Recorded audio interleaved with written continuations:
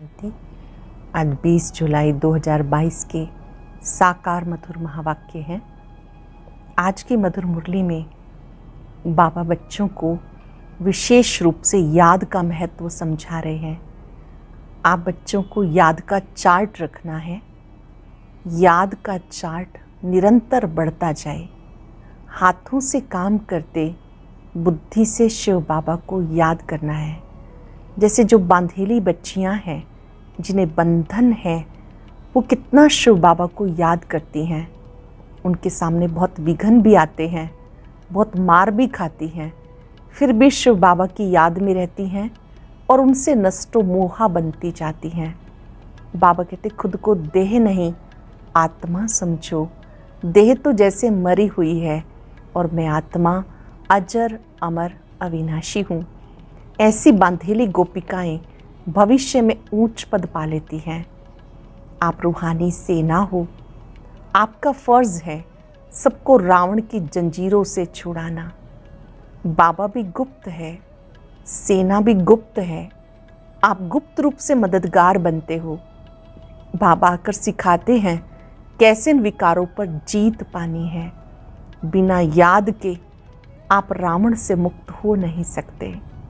बाबा ने कहा कि ये छोटी छोटी बातें बाप को याद करने की औरों को भी समझाओ। इतने अच्छे तरीके से समझाओ, मेहनत कम करनी पड़े और तीर अच्छा लग जाए। कोई भी मिले उसको बाप का परिचय देना सबसे बड़ा पुण्य का कार्य है। सभी इस समय कर्म भ्रष्ट हो गए, धर्म भ्रष्ट हो गए। आपका फर्ज है सबको बाबा की पहचान देना। सुनते हैं बाबा के मधुर बोल। बाबा के शब्दों में बाबा ने कहा, मीठे बच्चे तुम रूहानी सेना हो। तुम्हारे बिगड़ रावण से सारे विश्व की रक्षा कोई कर नहीं सकता। इसी शुद्ध नशे में रहना है। तुम रूहानी सेना हो। तुम्हारे बिगड़ रावण से सारे विश्व की रक्षा कोई कर नहीं सकता। इसी शुद्ध नशे में रहना है। क्वेश्चन है, बाप दादा किन बच्चों की बलिहारी का गायन करते हैं? किन बच्चों की बलिहारी का शिव बाबा भी गायन करते हैं? बाबा कहते बलिहारी उन बांधेली बच्चियों की जो मार खाते भी शिव बाबा को याद करती हैं। मार खाने से और ही नष्टो मोहा बनती जाती, जिस कारण उनका पद और ही ऊंचा हो जाता। बाबा ऐसे बच्चों को धीरज देते हैं। बच्चे तुम अपने को आत्मा समझो। ये देह तुम्हारी नहीं, तुम बाप के बन चुके। अवस्था पक्की होती जाएगी। सच्चे दिल पर साहिब राजी होगा। गीता तुम्हें पाके हमने जहाँ पा लिया, जमी तो जमी आसमां पा लिया। ओम शांति। बच्चे सामने बैठे हैं, जानते भी हम सेना हैं। किसकी सेना है? ईश्वर की। क्या कर रहे हैं? रावण पर विजय पा रहे हैं। रावण अर्थात 5 विकार। गोया सारी सृष्टि को रावण राज्य से छुड़ाए अपने राज्य की स्थापना कर रहे हैं। बैठे देखो कैसे साधारण रीति हो, कोई हाथ पांव नहीं चलाते हो, परंतु हो बड़ी जबरदस्त सेना। तुम मददगार हो ईश्वर के। ईश्वर भी गुप्त है, तुम भी गुप्त हो। उनको शहंशाह भी कहते हैं। तुम्हारी युद्ध इतनी जबरदस्त और गुप्त है जो तुम विकारों पर जीत पाकर सारे विश्व पर जीत पा लेते हो। तुमको फील होगा जैसे वो सेना हम भी रूहानी सेना हैं। समझते हो भारत का सारा मदार है इस सेना पर। हम सेना ना होती तो दूसरे जीत पा लेते। उस सेना में तो कभी कभी राजाओं आदि को भी भगाए मिलिट्री का राज्य कर लेते। मिलिट्री समझती है हमारे बिगड़ कोई देश की रक्षा कर नहीं सकता। तुमको भी शुद्ध अहंकार है। हम ईश्वरीय सेना के बिना रावण से कोई रक्षा नहीं कर सकता। अब वो मिलिट्री भी देखो, ये भी देखो, तुम जैसे हो वैसे हो। तुम्हारे पास कोई भी ड्रेस हथियार पवार नहीं। वो कितनी ड्रेस पहनते हैं, जो दूसरी सेना में होते हैं वो कितनी ड्रेस पहनते हैं। जैसे स्वांग बनाते हैं, होली में भी स्वांग बनाते हैं। राम की भी सेना दिखाते, उनको मुंह बंदर का दे दिया। वह तो सिर्फ गुड़ियों का खेल करते। अब तुम बच्चे जानते हो हम रावण रूपी 5 विकारों की जेल से छुटकारा पा रहे हैं। एक तो रावण की जेल, फिर रावण की मत पर चलने वालों की जेल, भक्ति की भी जंजीरें, गुरुओं की जंजीरें, पति की जंजीरें। रावण की मत पर तुम कितने दुखी हो जाते हो। रावण मतलब 5 विकारों की मत पर कितने दुखी होते हो, कितना पुकारते हो। रावण हमें बहुत सताते हैं। तुम जानते हो जितना जितना हम योग में रहते हैं उतना हमारी आत्मा दुख से छूटती है। अबलाओं पर अत्याचार बहुत होते हैं, बहुत मार खाती हैं। अबलाएं पुकारती हैं, अब हम क्या करें। बाबा तसल्ली देते हैं, धीरज देते हैं। ये तो समझाया है, तुम अपने को आत्मा समझो। देह हमारी नहीं, हम मर चुके हैं, बाप के बन चुके हैं और कोई उपाय नहीं। हम मर चुके हैं, बाप के बन चुके हैं और कोई उपाय नहीं। हम तो शिव बाबा के हैं। जो सच्चे बच्चे होते हैं उनकी अवस्था पक्की रहती है, जरा भी विकार की तरफ ख्याल नहीं जाता। ऐसे बच्चे पर अगर कोई ज़बरदस्ती जुल्म करते हैं तो उसका पाप नहीं चढ़ता। पुकारती हैं बाबा हम तो आपके हैं, शरीर तो जैसे मुर्दा है।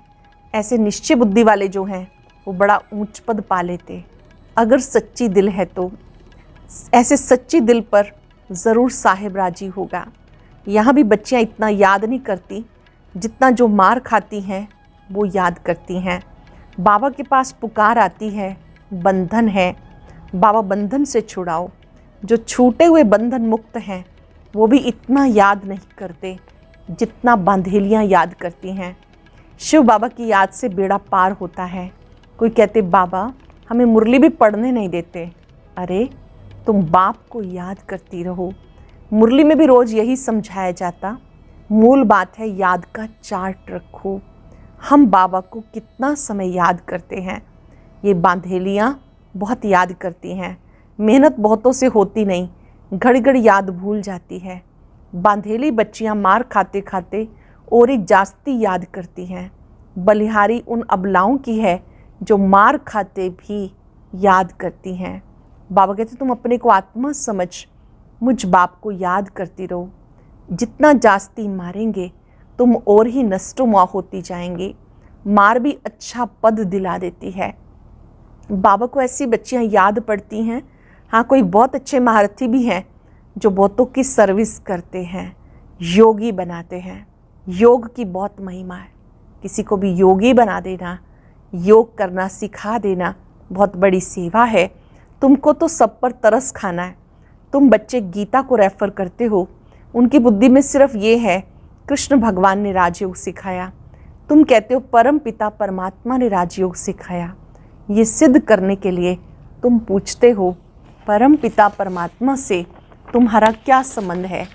पिता कहते हैं ना, पिता का ही फरमान है हमारे साथ योग लगाओ तो तुम्हारे विकर्म विनाश होंगे। कोई मनुष्य मात्र के साथ योग नहीं लगाना। अगर सिखाने वाला मनुष्य होगा तो तुम्हारा कल्याण नहीं होगा। गीता में भी है, गीता में नाम देहधारी का रख दिया। हम कहते हैं हमें निराकार परम पिता परमात्मा योग सिखाते। तुम कोई की निंदा नहीं करते हो, तुम तो बाप की महिमा करते हो। परंतु समझाने वाले बड़े तीखे सियाने चाहिए, क्योंकि वहाँ बड़े बड़े विद्वान पंडित भी बहुत आते हैं। सन्यासियों की भी सेना है, सबके हेड्स आते हैं। तुम बच्चे ऐसे चतुर होने चाहिए जो बात बिल्कुल थोड़ी करो और एकदम तीर लग जाए। जास्ती कुछ बोलने की दरकार नहीं, क्योंकि वो क्रोधी भी बहुत होते हैं। उनकी भी बड़ी सेना है। कहाँ से भी निमंत्रण आता है तुम जा सकते हो। तुम बच्चे भी समझ सकते हो हमारे में कौन कौन अच्छी ललकार कर सकते हैं। एक अलफ का अर्थ ही समझाना है। 2 चीज़ें हैं बस। बाप अलफ कहते हैं मुझे याद करो तो तुम विश्व के मालिक बन जाएंगे। ये तो अलफ भगवान ही कह सकते हैं, जो ही रच्यता है, हेवनली गॉड फादर है। कहते हैं मुझे याद करो तो तुम्हारे विकर्म विनाश होंगे। श्री कृष्ण को याद करने से विकर्म विनाश नहीं होंगे। कृष्ण अब कहाँ है? उसने तो एक शरीर छोड़ दूसरा ले लिया। निराकार तो अविनाशी है। सारी समझानी इस बात पर जोर देने की है। कितनी भूल कर दी। भगवान उवाच मैं तुम्हें विश्व का वर्षा देता हूँ। श्री कृष्ण कैसे वर्षा देंगे? पतित सारी दुनिया है, सबका पतित पावन। एक निराकार है। तुम्हारी बुद्धि में सब बातें हैं। भक्ति के पार्ट की भी नॉलेज है। पहले पहले होती है शिव की पूजा। सोमनाथ का मंदिर बना हुआ है। इतना बड़ा सोमनाथ का मंदिर किसने बनाया? और किसी की ताकत नहीं। जरूर उस समय इतना साहूकार थे जो ऐसे मंदिर बनाए। तुम बच्चों में अभी समझ है बरोबर हम कितने साहूकार थे। इतना बड़ा सोमनाथ का मंदिर बनाया, ज़रूर महाराजा होगा। देवी देवताएं खुद ही पूज्य थे, वही पुजारी बन गए, फिर वही पूजा के लिए मंदिर बनाएंगे। ऐसे नहीं कोई एक सोमनाथ का मंदिर बनाते, एक ने शुरू किया फिर बहुतों ने बनाया, फिर बहुत मंदिरों को लूटा होगा। एक मंदिर से इतना सामान निकला जो ऊंट भर कर ले गए। जब चढ़ाई करते तो कोशिश करते हैं कैपिटल को हाथ में करें, फिर उनकी विजय हो गई। अब तुम्हारी बुद्धि में है बरोबर दिल्ली परिस्थान थी, धर्मराज ने स्थापन किया था। दिल्ली फिर से परिस्थान बनेगी, उसके लिए हम राजयोग सीख रहे हैं। अब तुम सुनते हो, बुद्धि में नशा चढ़ता है, समझते हो हमारा राज्य स्थापन हो रहा है, हमारा नाम बाला है। कहा जाता गुप्त सेना, नॉन वायलेंस। इतना बड़ा अर्थ कोई नहीं समझते। तुम ना स्थूल हथियार उठाते हो, ना ही काम कटारी चलाते हो। तुम हो नॉन वायलेंस शक्ति सेना, जिन्होंने योग बल से राजभाग प्राप्त किया। विश्व का मालिक बनने के लिए श्रीमत पर हम एक बाप को याद करते हैं। विश्व का मालिक बनने के लिए हम श्रीमत पर एक बाप को याद करते हैं। जानते हैं अब ये नाटक पूरा होता है, फिर नए सिर शुरू होगा। ये अविनाशी नाटक है, ये कभी विनाश नहीं होता। बाकी इतना ज़रूर है, जब नई दुनिया होती है तो पुरानी दुनिया क्लास हो जाती है। चक्र तो फिरता ही रहता। ये अनादि ड्रामा है। जैसे भगवान के लिए कहते हैं हाजिर नाजिर है, वैसे ड्रामा चक्र लगाता रहता है। इस ड्रामा में सब एक्टर्स हैं। जानते हो मूल वतन सूक्ष्म वतन है ही, फिर सतयुग त्रेता चक्र लगाकर फिर रिपीट होता है। ये अविनाशी ड्रामा है। हम एक्टर्स भी ड्रामा में हैं ही, शुरू से अंत तक सबका पार्ट है ही। वह छोटा ड्रामा होता जो पुराना हो जाता, ये कभी पुराना नहीं होता। ये अविनाशी ड्रामा कभी पुराना नहीं होता। बाकी हम पार्ट में आते हैं, नए से पुराने हो, पुराने से नए हो जाते। जानते हो बरोबर हम राजा रानी थे, अब रंक बन गए। रंक से फिर राव बनते हैं। रंक माना फ़कीर। बाबा आकर सबको राह बताते। तुम्हें बहुत नशा होना चाहिए। ये नई नॉलेज तुम्हें मिलती है, मिलती भी एक बार है।